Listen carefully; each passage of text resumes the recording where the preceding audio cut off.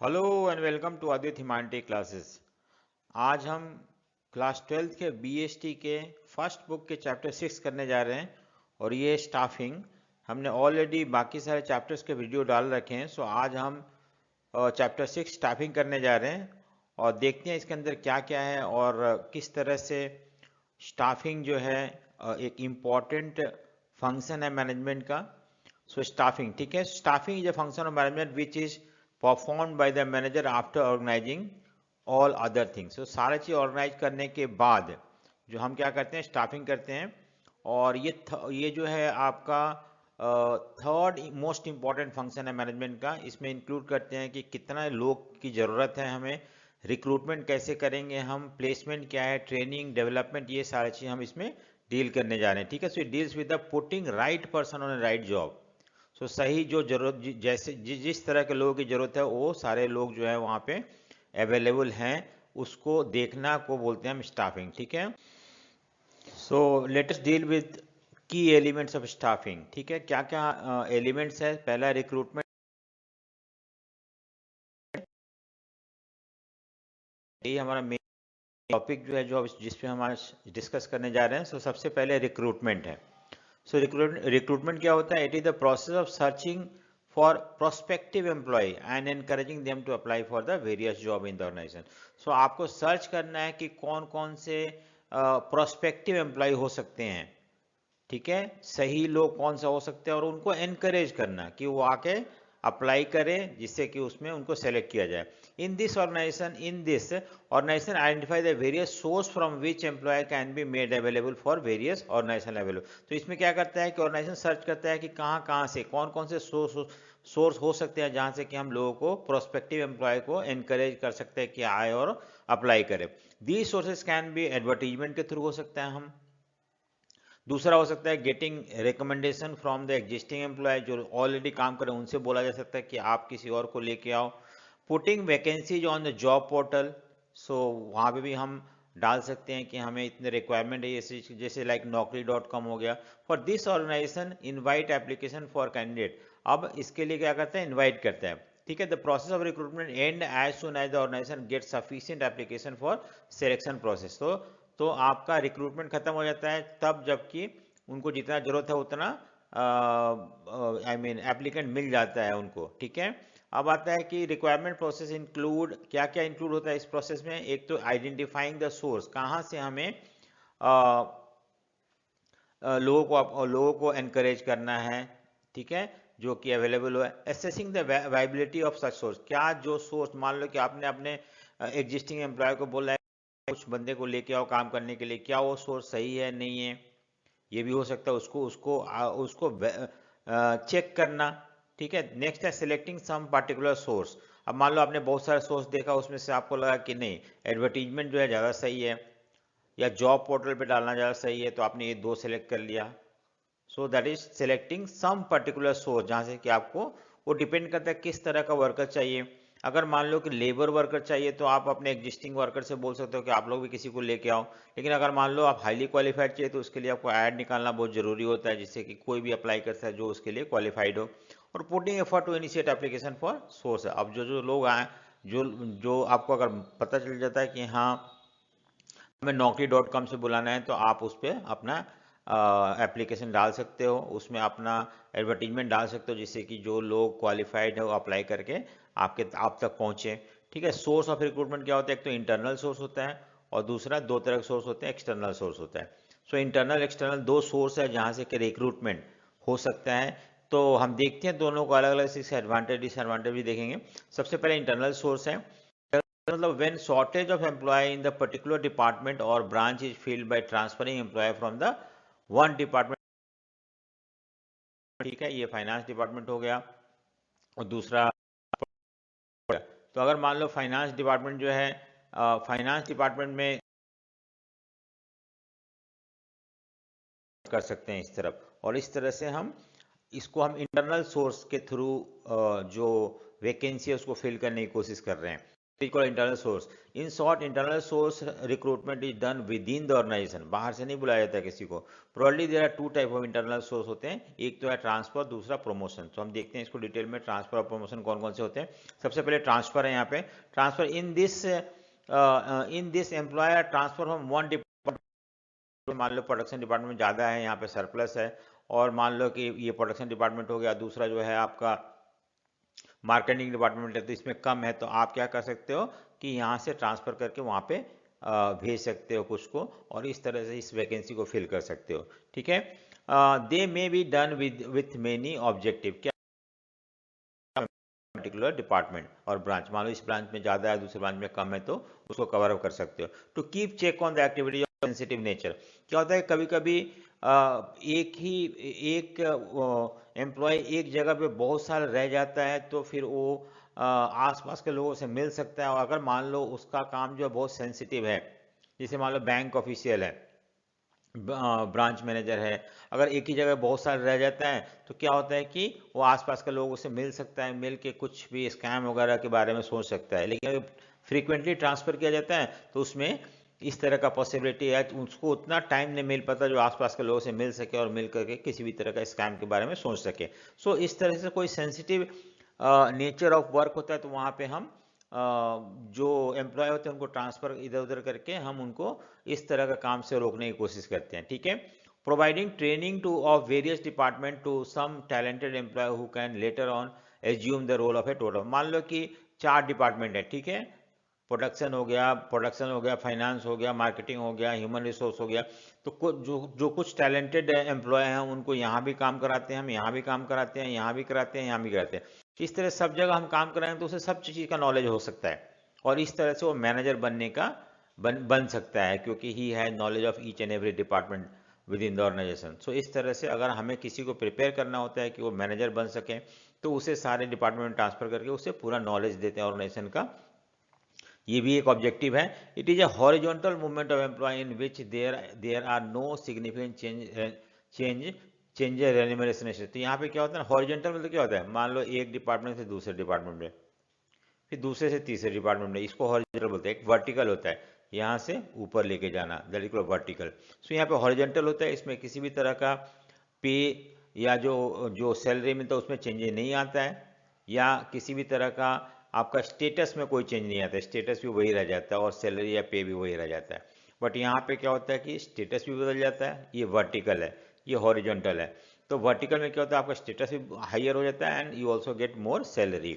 सो ठीक है, अब दूसरा जो है हमारे पास, तो ये हो गया आपका ट्रांसफर के थ्रू। दूसरा प्रमोशन है, प्रमोशन में देखते हैं क्या है, it is the process of shifting employee from lower level to the higher level, यानी कि ये लोअर लेवल है और ये हायर लेवल है, ठीक है, तो यहाँ लेके जाना उसको। इसमें क्या होता है, आपका स्टेटस भी बढ़ जाता है, आपका सैलरी भी बढ़ जाता है। ठीक है, सो यहाँ पे क्या होता है, it works as a true motivation for the employee as they realise the importance of work done by him. अब उसको क्या होता है कि एक तरह से अगर मान लो अच्छा काम करता है तो इसको प्रमोट किया जाएगा ऊपर हायर लेवल पे, और इस तरह से हम देखते हैं कि मोटिवेशन मिलता है उनको कि अगर अच्छा काम करे तो हायर लेवल पे प्रमोट हो जाएगा। तो प्रमोशन एक तरह से मोटिवेशन, जो अच्छा काम करते हैं उनको प्रमोशन मिलता है। Organisation prefer to fill vacancy higher level by promoting lower level employee instead of inviting applicants from the new candidate. So this become existing employee are well aware of the work culture. इससे ये फायदा है कि जिसको हम अगर मान लो promote करते हैं तो उसे पता होता है ऑर्गेनाइजेशन का क्या वर्क कल्चर है, और इस तरह से वो नए पोजीशन को इजीली हैंडल कर पाएगा। जैसे मान लो कि सुंदर पिचारी जो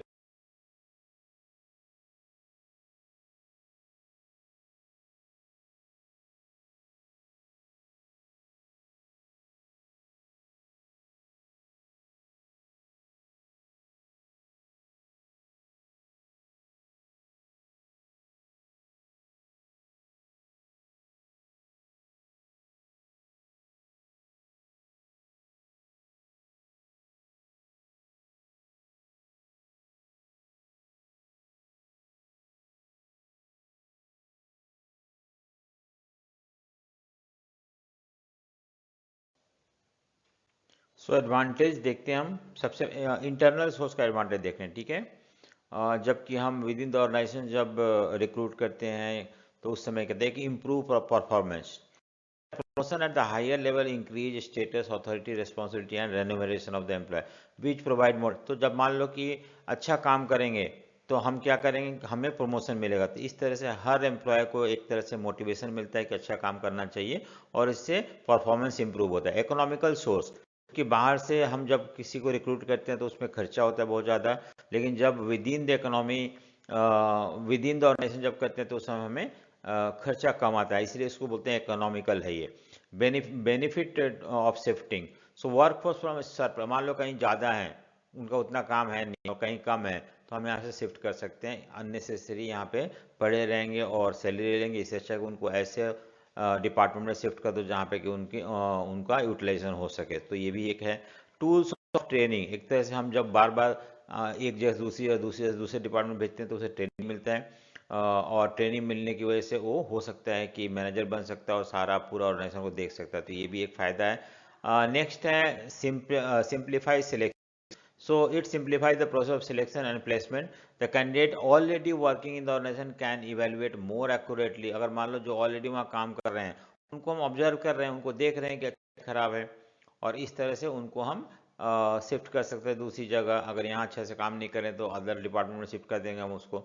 सो ये पॉसिबल है, ठीक है। So this help in reducing the lot of paper trial involve in the conducting various. तो सिलेक्शन करने की को बाहर से लोगों को बुलाना, इंटरव्यू लेना, सिलेक्शन टेस्ट लेना, ये सब कम हो जाता है, और इस तरह से ये सिलेक्शन सिंप्लीफाई कर दिया जाता है। लेकिन इसका कुछ डिसएडवांटेज भी है। क्या क्या डिसएडवांटेज हम देखते हैं इसका। सबसे पहले तो redistribution of fresh talent, reduction of fresh talent. अब अगर मान लो कि आप एक ही ऑर्गेनाइजेशन के अंदर से यहाँ से आपने यहाँ शिफ्ट कर दिया, तो इससे क्या होता है कि बाहर से लोग नहीं आ पाते, फ्रेश टैलेंट नहीं आ पाता है, और जो लोग ऑलरेडी वहीं पे हैं उन्हीं को काम मिलता है। तो इस तरह से हम देखते हैं कि इस तरीके से हम फ्रेश टैलेंट को इग्नोर करते हैं, ठीक है। नेक्स्ट है हमारा कि अनसुटेबल फॉर न्यू ऑर्गेनाइजेशन। नए ऑर्गेनाइजेशन में आप कैसे, मान लो कि आप यहाँ से ट्रांसफर कर दूसरे, ऐसा कुछ है ही नहीं। So only existing organisation can take benefit of this. जो ऑलरेडी बहुत सालों से ऑर्गेनाइजेशन काम कर रहा है वो कर सकता है, लेकिन मान लो कोई नया ऑर्गेनाइजेशन है, so also the internal source of is incomplete itself because all the vacancies cannot be fulfilled by internal source, therefore it is unsuitable for new organization। जैसे मान लो कि नया ऑर्गेनाइजेशन है, अब यहाँ पे हम नीचे से ऊपर कैसे ला, जबकि यहाँ पे कोई है ही नहीं, ये भी अभी ट्रेनिंग में है, तो ही कैनॉट बी प्रोमोटेड, ठीक है। सो हम क्या कर सकते, इंटरनल सोर्स में प्रमोशन हम नहीं कर सकते क्योंकि जो नीचे हैं वो भी नया है। सो और how can they one among them is promoted to higher level when he is in experience, अभी भी सीख रहा है। सो नया नया ऑर्गेनाइजेशन में आप इंटरनल सोर्स से सारा वैकेंसी फिल नहीं कर सकते हो, मे बी क्योंकि सब नए हैं, तो इसलिए हायर लेवल पे किसको रखे वो चीज़ पॉसिबल नहीं है, ठीक है। एम्प्लॉय बिकम लेथर्जी, आपको पता है कि कोई कंपटीशन नहीं है बाहर से, हम ही एक में से किसी को हायर लेवल पर चूज करना है, ठीक है। तो इस तरह से उसको वो लेजी हो जाते हैं। अगर मान लो उनको ये है कि अगर हमें नहीं तो बाहर से कोई किसी को लेके आ जाएंगे, इसलिए वो अच्छा से काम करते हैं कि बाहर से लोग ना आए और उन्हें ही प्रमोशन मिले और उन्हें सैलरी हाइक मिले, स्टेटस मिले। सो एम्प्लॉय जनरली लेथर्जिक नहीं होते हैं अगर बाहर से भी रिक्रूट किया जाता है तो, लेकिन सब चीज़ हम इंटरनल करते हैं तो यहाँ पे एम्प्लॉय को पता है सब कुछ, और इस तरह से वो लेथर्जिक हो जाते हैं और ढंग से काम नहीं, लेथर्जिक में आलसी हो जाते हैं। रिड्यूस कंपटीशन, बाहर से कोई आने वाला है नहीं, जो भी है within the organisation fill किया जा रहा है, तो यहाँ पे कंपटीशन होता नहीं है, ये भी एक डिसएडवांटेज है। रिड्यूस प्रोडक्टिविटी, फ्रीक्वेंट ट्रांसफर, अगर मान लो कि हम बार बार किसी को एक जगह दूसरी जगह भेजते हैं, जैसे मान लो कि एक प्रोडक्शन डिपार्टमेंट में कोई काम कर रहा है, ठीक है, और अच्छा एक साल का अब ये एक्सपर्ट हो रहा था, अच्छा ज़्यादा प्रोड्यूस कर रहा था, लेकिन इसको मैंने ट्रांसफर कर दिया फाइनेंस डिपार्टमेंट में, अब वहाँ जाकर वहाँ भी सीखेगा, इस तरह से वहाँ भेज दिया वहाँ भी सीखेगा, तो इस तरह से वो सीखते ही रह जाएगा। अगर हम एक जगह किसी को रखते हैं तो उसमें क्या होता है कि he become specialise in that field by doing that work again and again, and in this way हम उसके प्रोडक्टिविटी उसका बढ़ेगा, लेकिन यहाँ पे प्रोडक्टिविटी बढ़ना नहीं है, हालांकि रिड्यूस हो जाएगा, ठीक है।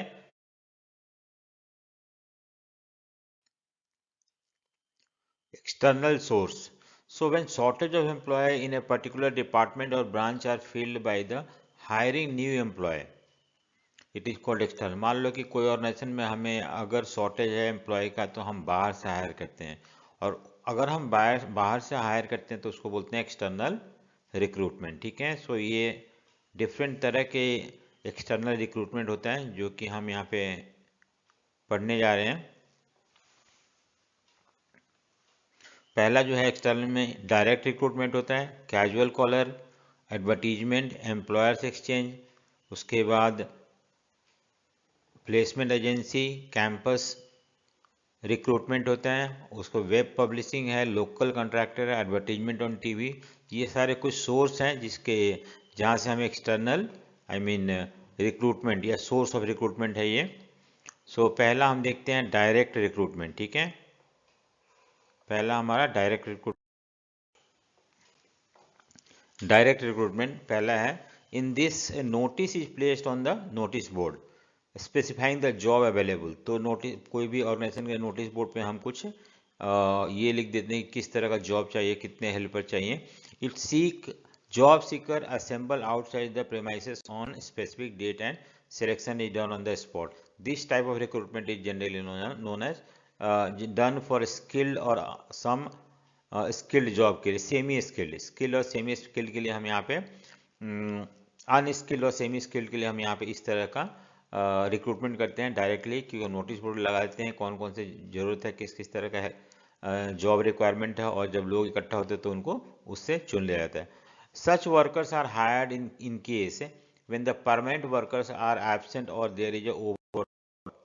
ये किस तरह का ऐसे रिक्रूटमेंट कब करते हैं, जबकि परमानेंट वर्कर जो हैं वो छुट्टी पे हैं, एब्सेंट हैं, तो उस समय इस तरह का रिक्रूटमेंट होता है। और अगर मान लो बहुत ज़्यादा वर्कर की ज़रूरत है तो उस सिचुएशन में जो ओवरलोड है वर्क, तो हम कुछ एक्स्ट्रा वर्कर हायर कर लेते हैं, और इसको इस तरह से, इसको हम बदली वर्कर भी बोलते हैं, बदली वर्कर। ठीक है, जो डेली बेसिस पे और डेली बेसिस।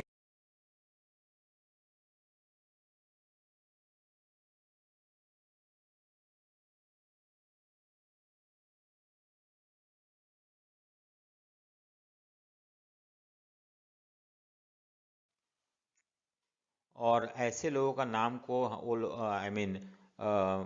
जो कंपनी होते हैं वो लिख के रख लेते हैं, और जब भी जरूरत पड़ता है उनको बुलाते हैं। ठीक है, सो क्या होता है इसमें कि company asking employee may also be consider for the vacant post. Many reputed business organisation keep database of such applicants, और जब भी जरूरत पड़ता है उनको बुलाया जाता है। ठीक है, नेक्स्ट है advertisement. Organisation can put advertisement of vacancy available in situation vacant column में हम डाल सकते हैं। और यहाँ पे हम इस एडवर्टीजमेंट में ना हम क्वालिफिकेशन क्या चाहिए, एक्सपेक्टेड सैलरी क्या दे रहे हो, वर्किंग एक्सपीरियंस क्या, ये सब चीज़ मेंशन करते हैं। और यहाँ पे हमें वाइड चॉइसेस मिल जाते हैं रिक्रूटमेंट के लिए। नेक्स्ट है एम्प्लॉयमेंट एक्सचेंज।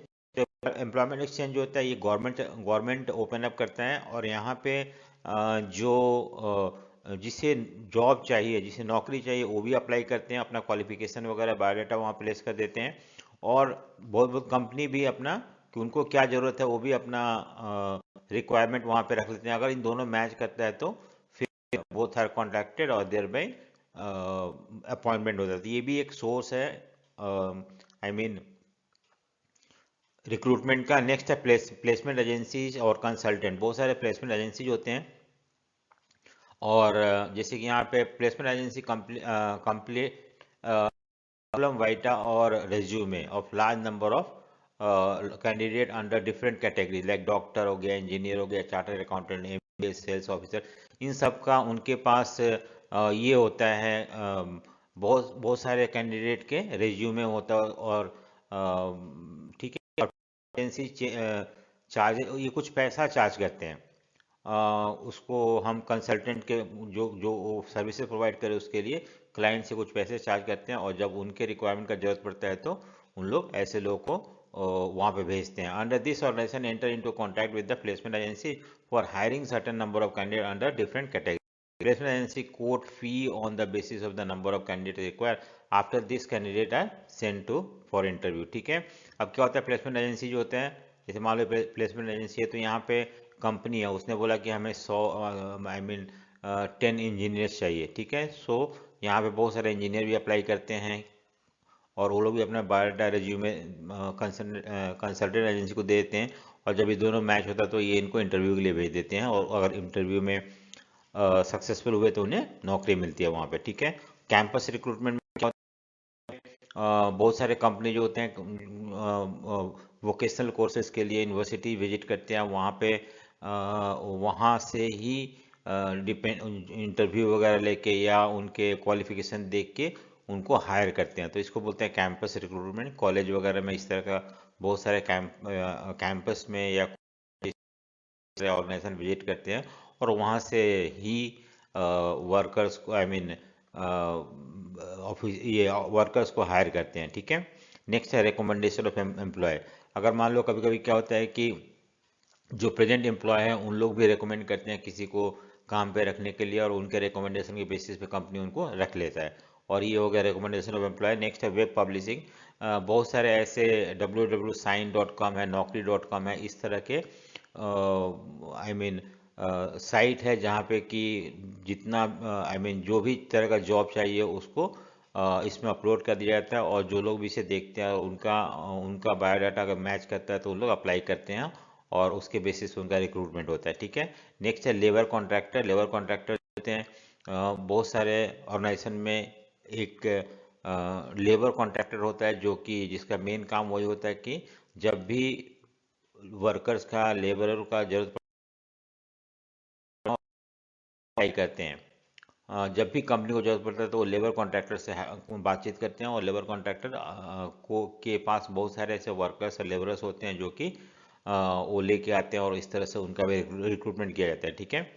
और नेक्स्ट हमारा है कि एडवर्टाइजिंग ऑन टेलीविज़न। ये भी एक तरीका है कि टेलीविज़न पे कोई भी चीज़ को ऐड कर देना, एडवर्टाइज करना कि हमें ये रिक्वायरमेंट है, इस कंपनी में है, क्या सैलरी पैकेज सब कुछ उसमें लिख दिया जाता है, एडवर्टाइज कर दिया जाता है। लेकिन ये कॉस्टली होता है क्योंकि टेलीविज़न में ऐड निकालना एक तरह से बहुत ज़्यादा पैसा लगता है, ठीक है। सो इस तरह से हम देखते हैं कि 10 जो है ये हमारा सोर्सेस है जिसके थ्रू रिक्रूटमेंट होता है।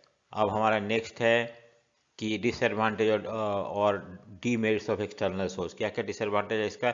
एक तो डिसएडवांटेज ये है कि जो एग्जिस्टिंग एम्प्लॉय होते हैं उनमें नाराज़गी होता है, क्योंकि अगर मान लो कोई हायर पोस्ट पे अपॉइंट करना है तो बाहर से जब रिक्रूट करते हैं तो जो नीचे वाले लोग काम कर रहे हैं उनके उनके अंदर नाराज़गी पैदा होती है कि उन्हें क्यों नहीं प्रमोट करके उस पोजीशन पे रखा गया, ठीक है। लेथार्जिक प्रोसेस और time consuming.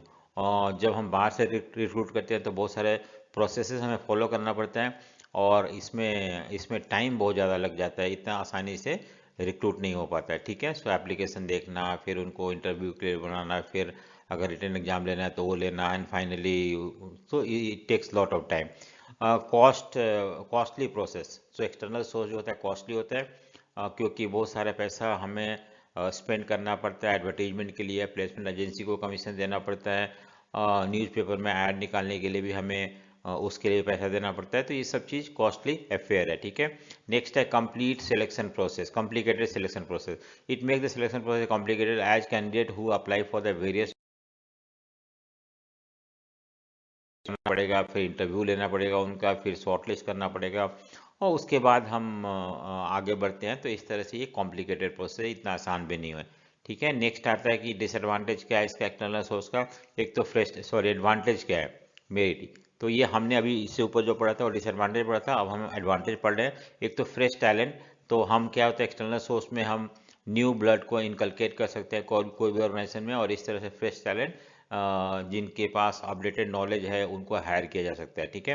Complete competitive spirit. देखो क्या होता है कि जब न्यू ब्लड एंटर होता है कोई भी विद द अपडेटेड नॉलेज, तो new skills, then the it create competitive spirit among the existing employ. So वहाँ के जो ऑलरेडी काम कर रहे थे, नया अगर नया टैलेंट, नया फ्रेश नॉलेज और अपडेटेड नॉलेज से ले कोई भी आता है, तो अगर वो कोई पोजीशन होल्ड करता है ऑर्गेनाइजेशन में, तो जो एग्जिस्टिंग एम्प्लॉय होते हैं उनमें कंपटीशन होता है, और इस कंपटीशन से हम देखते हैं कि परफॉर्मेंस अच्छा होने लगता है। इवन जो कैंडिडेट लेजी होते हैं या जो कैंडिडेट ऑलरेडी काम कर रहे थे उनका भी वाइडर चॉइस। एक तरह से हम देखते हैं एक्सटर्नल सोर्स में बहुत सारे 10 सोर्सेस हैं, तो हमारे पास वाइडर सोर्स होते हैं जहाँ से कि हम नए नए रिक्रूट कर सकते हैं। और qualified personal, By using external sources, we get wider choice of candidate. By conducting various tests and interview organization, we hire most qualified and trained candidate for the vacant seats. तो ये भी एक फायदा हम कि क्वालिफाइड पर्सनल या qualified लोगों को हम आसानी से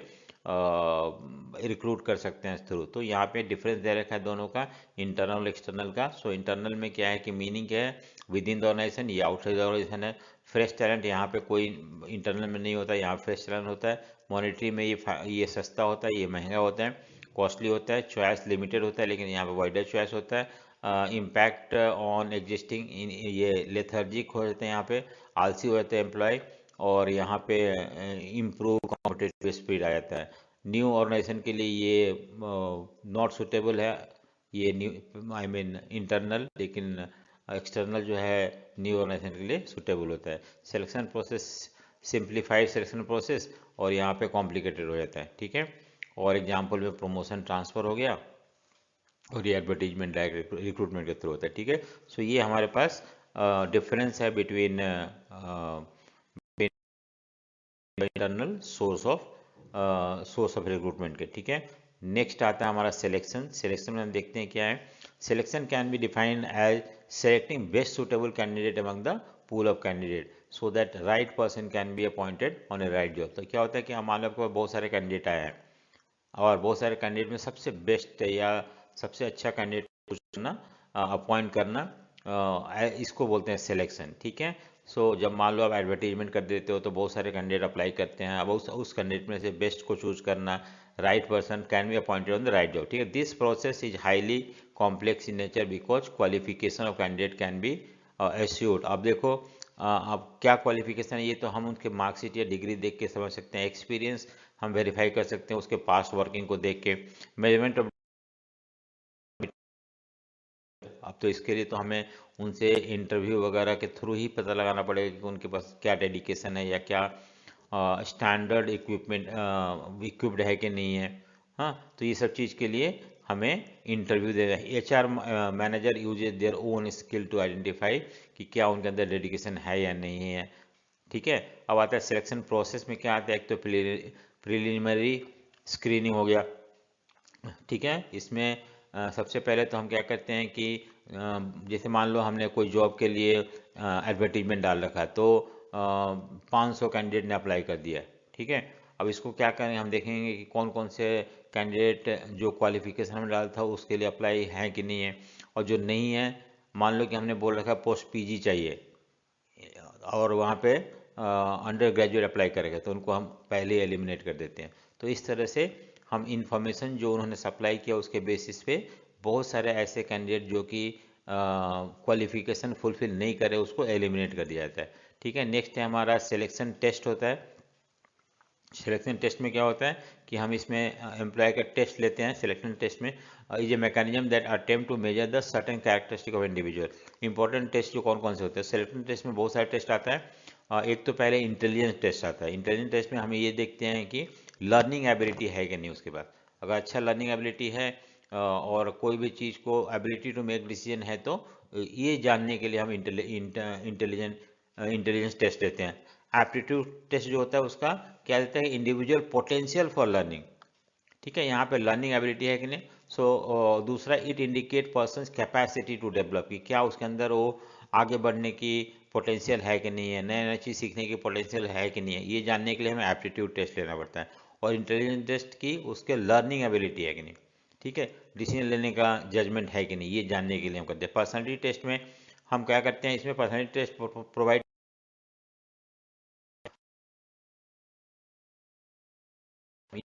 जानने के लिए पर्सनालिटी टेस्ट लेते हैं, ठीक है।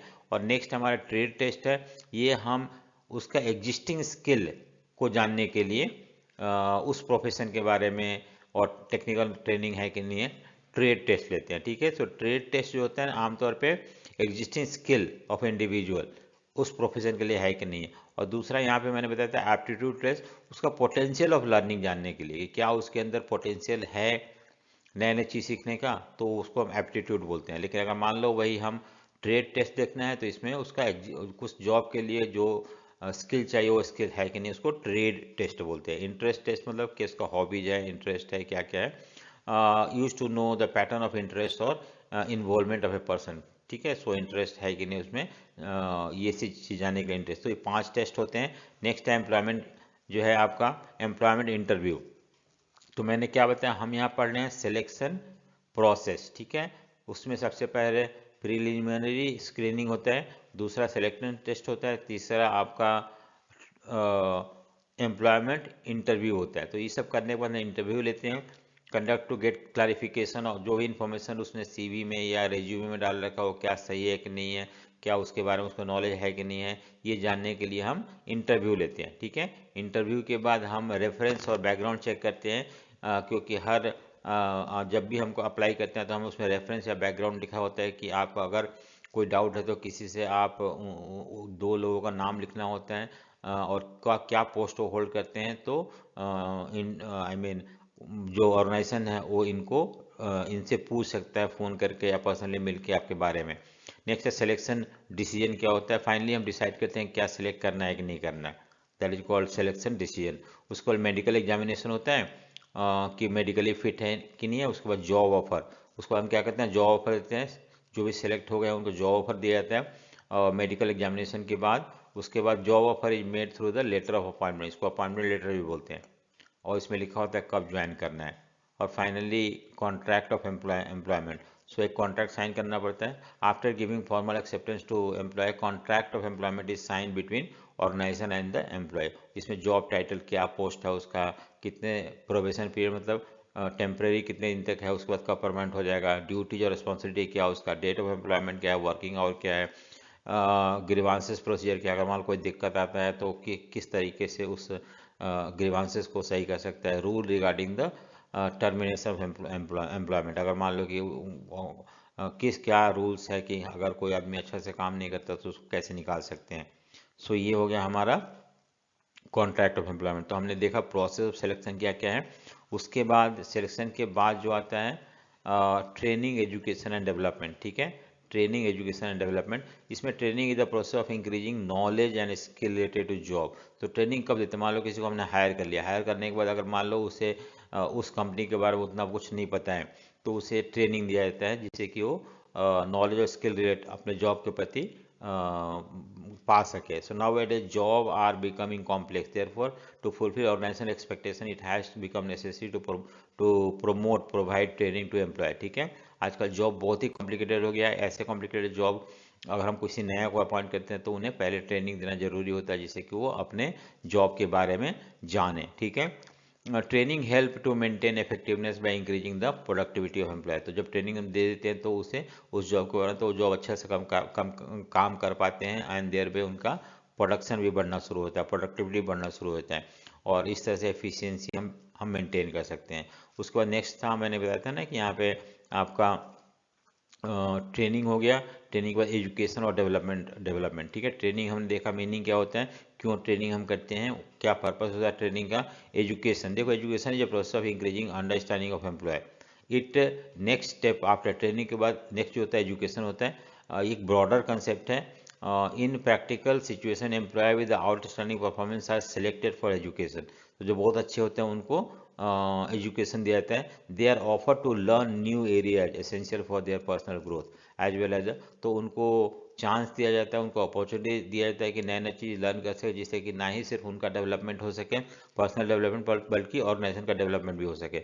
सो ठीक है, गवर्नमेंट से बहुत सारे दिल्ली गवर्नमेंट ने बहुत सारे एजुकेशन टीचर को या एजुकेशन ऑफिसर को दूसरे कंट्री में भेजा गया है, फिनलैंड में भेजा गया है, वहाँ से जानने के लिए कि क्या वहाँ पे किस तरह का एजुकेशन सिस्टम है जो कि अगर वो हमारे लिए सूटेबल है तो हम इंडिया में भी उसको लागू कर सकते हैं। फाइनली डेवलपमेंट है, outcome of education can be considered as development. It helps in adopting new practices which provide opportunity for the growth. When employees are educated and they use such learning in improving organization performance level, then it lead to organizational development. तो development मतलब क्या होता है कि education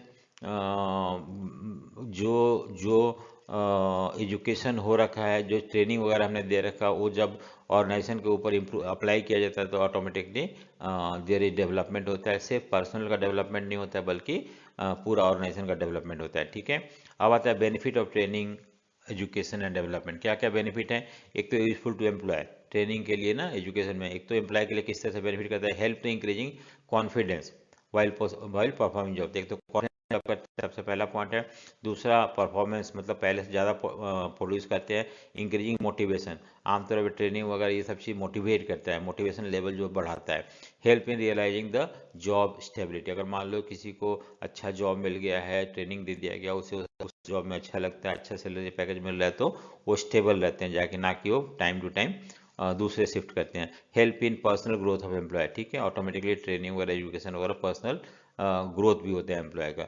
usefulness for organisation, ये तो हो गया आपका एम्प्लॉय के लिए क्या क्या फ़ायदा होता है। ऑर्गेनाइजेशन के लिए क्या फ़ायदा होता है, जिस so help in increasing efficiency and effectiveness, ये बताया था, एफिशिएंसी इफेक्टिवनेस। इफेक्टिवनेस मतलब कोई भी काम टाइम पे करना और बिना वेस्टेज रिसोर्सेज के करना, ठीक है, टाइम के पे करना। और एफिशिएंसी मतलब होता है कि कोई काम को एफिशिएंट वे में करना, ठीक है। ये टाइम मतलब यहाँ पे इफेक्टिवनेस मतलब होता है कि with in the time period, और यहाँ पे विदाउट वेस्टेज ऑफ रिसोर्स अगर काम होता है तो, ठीक है। Help in better utilisation of resources in by implementation of better working technique, तो अगर हम नॉलेज स्किल वगैरह प्रोवाइड करते हैं, ट्रेनिंग देते हैं, तो हम रिसोर्सेज को बेटर वे में यूटिलाइज कर पाएंगे। Help in reducing staffing cost as it reduce labour turnover, providing motivation for job stability and, तो यहाँ पे reducing so help in reducing staffing cost as it reduce labor turnover, ठीक है। यहाँ पे क्या होता है कि स्टाफिंग कॉस्ट जो होता है वो कम हो जाता है, क्योंकि ईजिली वो मोटिवेट होते हैं एजुकेशन के थ्रू, स्टेबिलिटी, जॉब स्टेबिलिटी होता है उनके अंदर, तो अच्छे से काम करते हैं। Help in building strong workforce at a various level, अगर हम ट्रेनिंग वगैरह प्रोवाइड करते हैं, स्किल प्रोवाइड करते हैं, तो ऑटोमेटिकली एक बेटर वर्कफोर्स डेवलप हो पाएगा। मेथड ऑफ ट्रेनिंग क्या है, तो हमने देखा on job training, of job training है, दो तरह की ट्रेनिंग होते हैं। ऑन जॉब मतलब जॉब करते हुए, और एक कहीं बाहर भेजा जाता है उनको। सो सबसे पहले ऑन जॉब ट्रेनिंग के अंदर अप्रेंटिसशिप है ट्रेनिंग, और इंटर्नशिप है, ठीक है। देखते हैं हम क्या है दोनों का। एक तो सबसे पहले अप्रेंटिसशिप ट्रेनिंग क्या होता है, in this method master worker जो perform the work and the trainee observe him and learn. So यहाँ पे क्या होता है कि जो मेन कारीगर होता है वो काम करता है, बाकी लोग उसको देखते रहते हैं, और इससे देख देख के ही उसको चीज़ को सीखते हैं। When the trainee start understanding the job they then slowly he और she start taking of the job and master worker become an observer. तो बाद में जब जब जब जब जो ट्रेनी होते हैं कुछ अपने बॉस को देख के, अपने मास्टर वर्कर को देख के जो सीखते हैं, वो फिर अप्लाई करने लगते हैं, और इस तरह से वो अंडर ट्रेनी वो परफेक्ट हो जाते हैं and take the responsibility of work. So time period for apprenticeship programme vary from training potential to learn, अगर मान लो जल्दी सीख जाता है तो जल्दी खत्म हो जाएगा ट्रेनिंग, अगर टाइम लगता है तो ज़्यादा टाइम लगेगा। ड्यूरिंग द ट्रेनिंग पीरियड उसे कुछ पैसा मिलता है, paid less than the full qualified workers, और इसको हम क्या बोलते हैं, जैसे कि प्लम्बर हो गया, इलेक्ट्रीशियन हो गया, जो मास्टर इलेक्ट्रीशियन, मास्टर प्लम्बर के नीचे रह के सीखते हैं, काम करते हैं, तो ये हो गया। नेक्स्ट है इंटर्नशिप। इंटर्नशिप जो होता है अलग तरह का ट्रेनिंग होता है। Under this practical exposure to provided to student pursuing professional, जैसे मान लो कि लॉयर है, आप लॉ करने के बाद उसे किसी फॉर्म में काम करना पड़ता है, और इस तरह से वो प्रैक्टिकल नॉलेज होता है कि क्या लॉ होता है। और यहाँ पे जो लोग इंटर्नशिप कर रहे होते हैं उनको कुछ पैसा मिलता है, और उस पैसे को हम बोलते हैं स्टाइफन, ठीक है। स्टाइफन होता है is pay to intern. Today almost all the professional courses है, चाहे तो एमबीए हो गया, सीए हो गया, आपका डॉक्टर हो गया, लॉयर हो गया, इनको इंटर्नशिप करना होता है, ठीक है।